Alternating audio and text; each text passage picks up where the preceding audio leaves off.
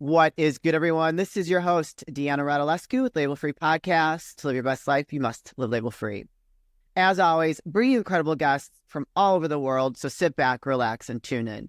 My next guest is the founder of Exodus Place. His journey is unconventional as it is inspiring. He's a visionary entrepreneur who thrives on starting from the back. He has transformed communities through initiatives. Please welcome Robb Munger. Robb, welcome to the show. Well, thank you. It's a pleasure to be here. It's a pleasure to have you. Now, I cannot wait to get into what you do. I want you guys to really sit back and listen to the incredible work that he's doing and making such an impact in his communities. Can you tell us a little bit about Exodus Place, how it started and what you do? Because that is really the highlight of the show today. Well, yeah, it all started with helping a homeless person. Yeah. I thought I was being the white knight by putting the guy to work for my development company. And after about a week of hearing his story, I realized I wasn't the white knight helping him. God put this guy in my life to help me and to gain the wisdom. And so that was the start. And that was back in 2007. And that really rocked my world.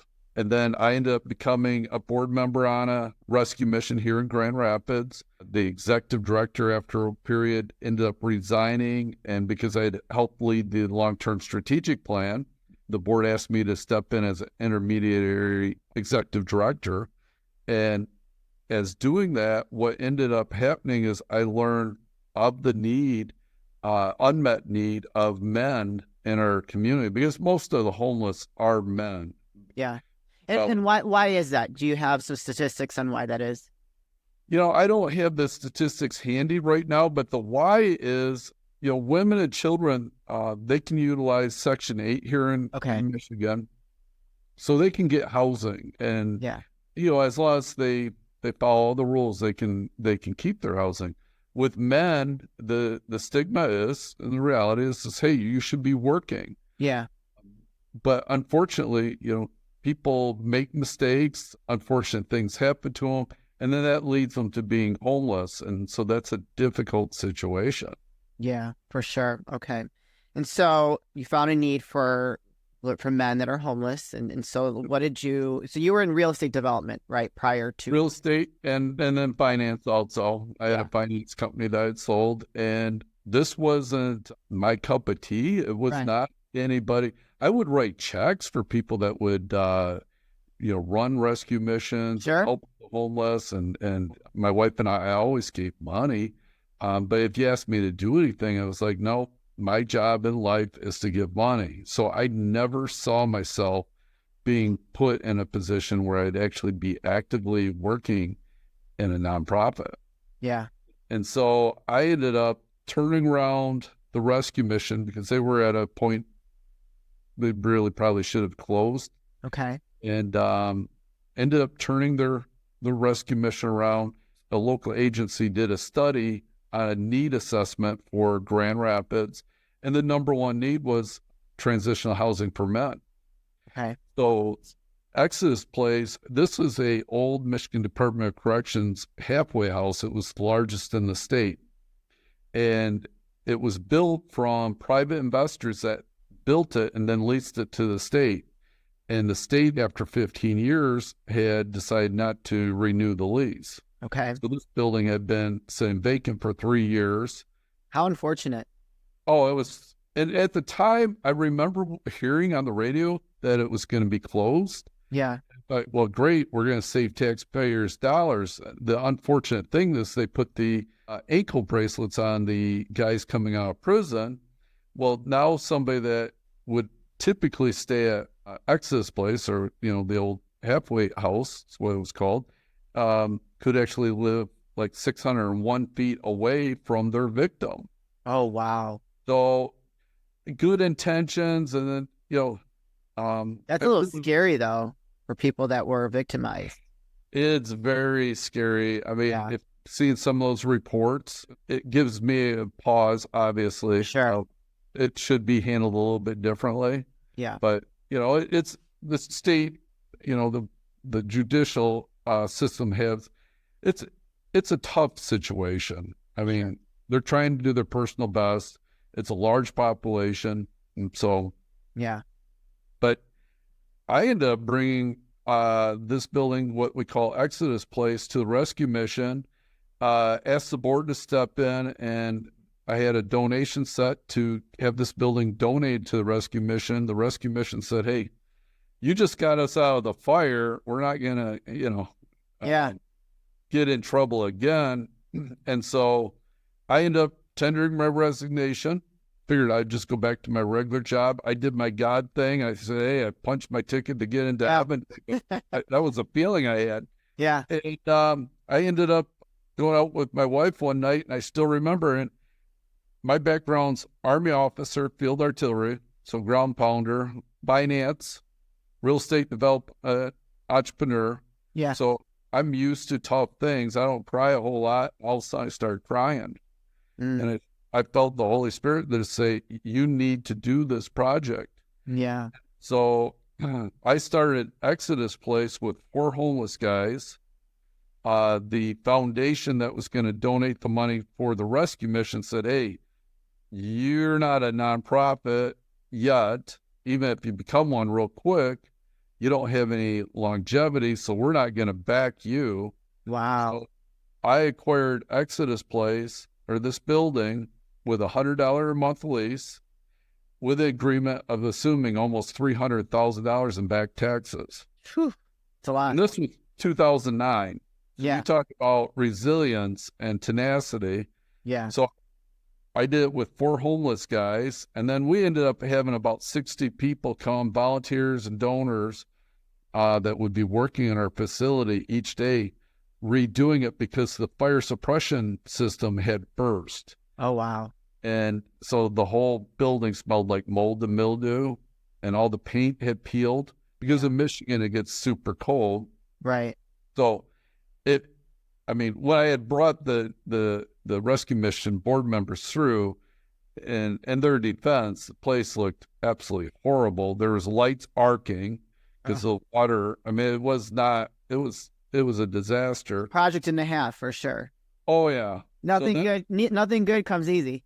No, it doesn't. The original guys slept on the floor. I brought sleeping bags in. Wow. Slept on the floor, and so it was a labor of love. Yeah.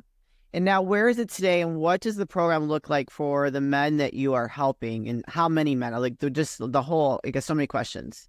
Typically, we have 135 men in our program. Okay. 40 staff people. Our turn number is about double, so we'll help anywhere from 270 to 400, and I think 30 is our high number in a year. Wow. So huge. Because they're living here. Right. And then the recidivism rate, the guys that come into our program, them going back to prison, is now down to about 1%. That's amazing. It is. Because that's not typical. Usually once they're in the system, they stay in the system. It is. Unfortunately. And I'm not a pastor. I'm not a ex-police officer. I'm not an ex-parole officer or probation officer. I'm this just dumb business guy that's... Well, I would say you're pretty smart. Yeah. Considering what you've done. But that's what I've been accused of, is I don't know how to run a program, and I didn't know what I was doing.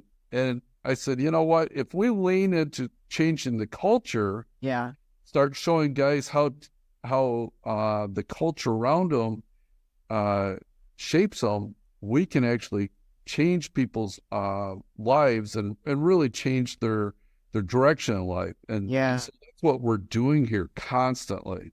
Yeah, no, I love that. And why do you think you have such a great success rate with your program with some of these men that have been in the system? We have 3 pillars here, and we live by it, and we have a couple really foundational things. The pillars are, the first pillar is men, mission, which is a hand up instead of a handout, and then me. And so instead of saying, I want this, I want this, I want this, it's like, what can I do for you? And so we teach the members, the men, hey, you need to be serving first, and then looking at how we can offer a hand up instead of a handout, to themselves and then to others, and then look at their needs last instead of being narcissistic. Right.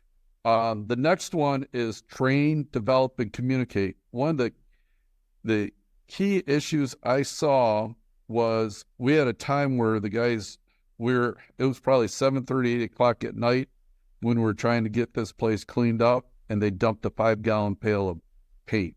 Oh, Well, everybody's hot, sweaty because it's dead of summer. We didn't have the air conditioning going in the building. It's 38,000 square feet. wow. And now we have to clean up the paint. Plus, paint was expensive, so it's It's a loss. commodity to lose. And there was pretty much, it was going to get into a fist fight with the guys. I said, hey, it's not worth it. Yeah. They go, but we painted all day. Now we have to clean it up. And it took another hour of cleaning to get everything cleaned up. Went home and reflected on what I had in my early childhood. And the reality is we're always training and we're always developing and then communicating. When a guy comes out of prison, and since we only have men here, that's why I just keep referring back to men. But when a man comes out of prison, most of them have a substance abuse or something. So alcohol and drugs numb people down. So when numb them down, they don't communicate. Yeah. So communication's a critical thing. They've been told they're wrong or they're not good enough. Right. The labels, they got labels on them. Amen. Amen. That's why I love your podcast name is Label Free. It's what I started doing is I said, hey, let's look at this as training. Right. You're not going to, I talk about Tom Brady because a lot of people know. I said, Tom Brady doesn't complete every pass in practice or in the games. Right. Yeah. And so he has to train, and then he develops a skill and keeps developing a skill. And then eventually, he gets better with his skill, but he's not perfect. Right. But you have to communicate. You have to have a huddle. And so we have to communicate with each other. You can't assume somebody knows what you're thinking. Right. And so probably the biggest thing I really demand here is communication. I think that's good. Because I think men don't, well, number one, we don't communicate. They're not the best at communicating, and because it's a learned behavior, and if you're married, your wife is going to force you to communicate. But men that are coming out of those circumstances, I can't even imagine how bottled up and how misled, and just a lack of education around the importance of that. Oh, you're exactly right. We had a situation on Monday, and I talked to my operations manager. I said, Jen, okay, these guys don't communicate well. Right. So we got to really keep forcing the communication. We have good people with poor communication skills. And because we had a couple people with great intents, they both want to solve the problem. Right. But they weren't communicating well. And so we just got everybody together and we sat down and we said, where are you at? They listed it out. The other person listed out, and they both said, well, we're not really that far off. I said, well, how much communication have you done? Well, not much. We're assuming. And I go, oh, okay. And dangerous to assume. Exactly. So we have that second pillar. So train, develop, and communicate. Yeah. And then the third one is love, compassion, and accountability. I like that. So we lead off with love.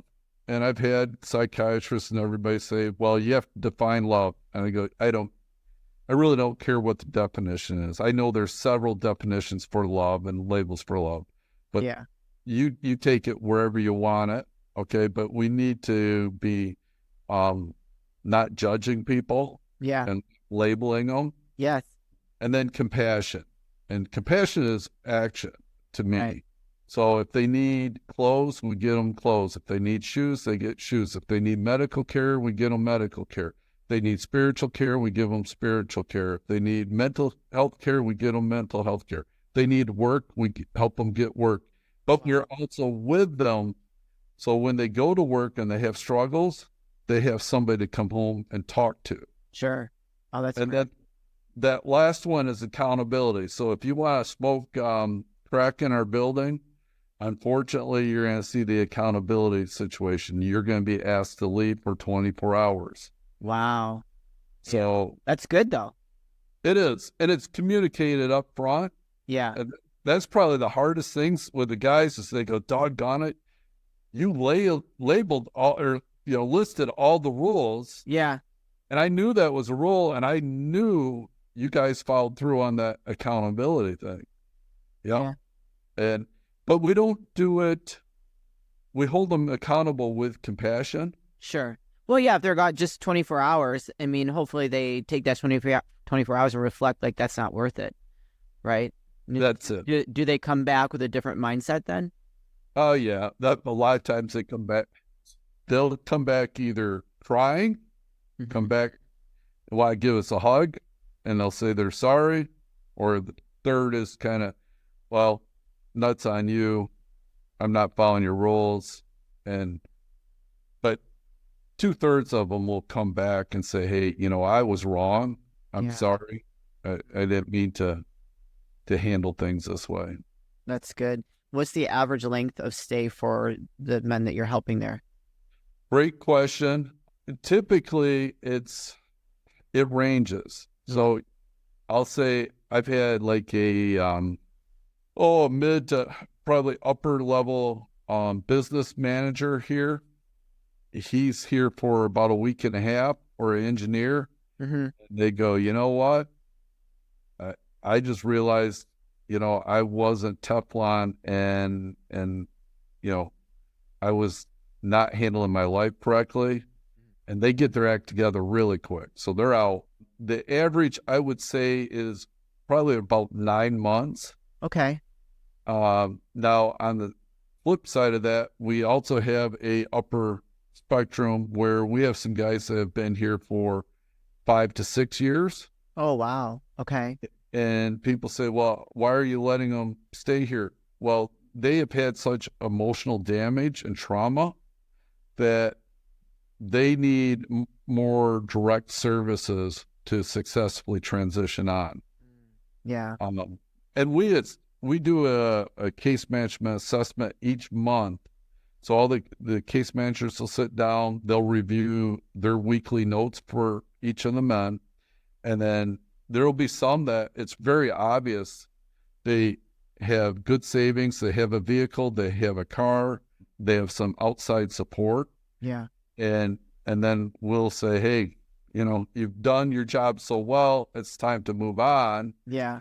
And the guys are like, at that point, they're like, wait, we know this system and we're successful with this system. We don't want to move on. And right. You have to nicely tell them they have to leave, which is, they've done everything right, but the whole objective is to hand up and get them moving forward, not to keep them here permanently. This is not an apartment complex. Right. But it sounds like you've got such a great community that's probably hard for them to leave. They feel safe, right? You nailed it. Yeah. That's the number one thing the guys will say. Rob, I feel safe. Yeah. Why do I have to leave? And it's like, I got it. You can come back.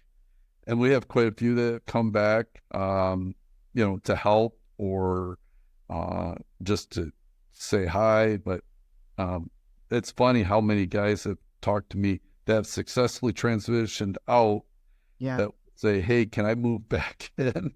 And I go, but I have guys that own a house, have an apartment, have great jobs. I know they have good savings. Yeah. And they still go, hey, the system works there. Yeah. Yeah. And I'm sure being on their own after they've experienced so many traumatic things, being in prison or whatever, that the fear of ending back up in the system is probably a fear factor for them. And knowing that they're there and they're protected and they're being held accountable, that's probably huge. And so do you talk to them? I know you offer counseling, but do you talk to them about that fear piece? Do they acknowledge that? All of them acknowledge it. I mean, I had a big gangbanger guy. He has to weigh probably 320 pounds. Oh, wow. I mean, you don't know what he bench presses. He's just a beast of a guy. And he told me, he goes, I'm scared. And I looked at him, I said, you gotta be kidding me. You look like a beast. And tears came down his cheek, and he's like, Rob, I'm safe here. I know nobody will hurt me. And I go, Oh my gosh. nobody's gonna hurt you outside of here. Well, but to be that vulnerable is probably huge for him, you know? Oh yeah. It got me crying. I mean, I was like, because the pain in that guy's heart. Yeah. And that's where, the judging and labeling people. So if you saw him, you would judge him, label Right. one. Yeah. That I see him, he's just being tough outside, so he doesn't get to be vulnerable. He doesn't get his feelings hurt. Mm-hmm. So there's always a difference. There's another story behind the story. Yeah, for sure. You said he is a gang member. Do you ever like rival gang members stay there at the same time? Do you ever have any issues with that? We have had a few little verbal. Yeah. Okay. The one rule I have here is there's zero violence. Right. Yeah. It's like the most extreme punishment that will come will be because of violence. So okay. The person will get arrested. I will file I will file reports with the prosecutor. I will do everything to help keep that guy in prison for a while. Oh, wow. And That's so, Good. Oh yeah. Good. And I go, I'll do this. And they go, all of them go, I mean, my reputation now is we know you will do this. There's no option. You will. And so the guys it was funny, probably about 8 years ago, they all just said, you know what? We're tired of Rob dealing with us. So we're just not going to allow violence in the building. Right. Good. So now it's not really me directing it. It's the men going, hey guys. Right. This isn't who we are here. So if you want to fight and you need to go to a different place, you're not welcome here because you want to work together. And so like, you just don't hear, like, we have 135 men here and there's like, we've had, I think, one physical, skin to skin contact, maybe a year and a half ago. Oh, wow. 2 years ago. Good. That's good. They've taken the rules seriously. They do. And the thing is they police it themselves. They want a better life. And if you offer it and you create that structure, they'll take it. And that's what we offer here. Right. I think that's beautiful. And have you considered like mirroring this in other parts of the country or just staying in Michigan? What I'm doing, great question. What I'm doing right now is our staff is taking our standard operating procedure and we're putting it into a manual to share with other organizations. Oh, wow. The objective here is for the capital required to keep building, like our building, to rebuild our building, it would be between $13 and $15 million to build it, the everything, the furniture, and then staffing. And so it'd be very costly to do around the country. So what we did with our board of directors, we said, hey, let's start putting a standard operating procedure together that we could share with other nonprofits that want to emulate and, take what we're doing, right, and put their own flavor on it. We know what we're doing here and we're successful at what we're doing. So we figure if we did a standard operating procedure manual for everybody, we could share that and get the word out faster than doing it by a capital raise and putting facilities out there. I love that. And so where can people find you, connect with you, and support you in the work that you're doing? ExodusPlace.org. And then if somebody wants to contact me, fill out the information on our contact info and I'll respond. Excellent. You guys, I'm going to put that link in the show notes. So if you want to reach out to Robb, talk to him about the great work he's doing, or support his non-for-profit, then please go click that link, go connect with him, and, help make an impact like he's clearly doing in his community. Robb, this is a part of the show where I like to ask for last words of wisdom or advice. What would you like to leave with us today? I'd say, and humanity-wise, is lead with compassion and understanding, which is difficult today. But if we have more of that, I think our world would be much nicer. Yeah, I totally agree. Well, thank you so much for sharing your story and the work that you're doing. I mean, it's like people like you that really make a huge impact and make a difference. I mean, you're helping men transform their lives and create a better future for themselves. So thank you so much. Well, thank you. You're welcome. You guys, this is your host, Deanna Radulescu with Label Free Podcast. To live your best life, you must live label free. As always, don't forget to subscribe, follow, rate, review, comment, share, all those good things. And I'll be back soon with more dynamic guests.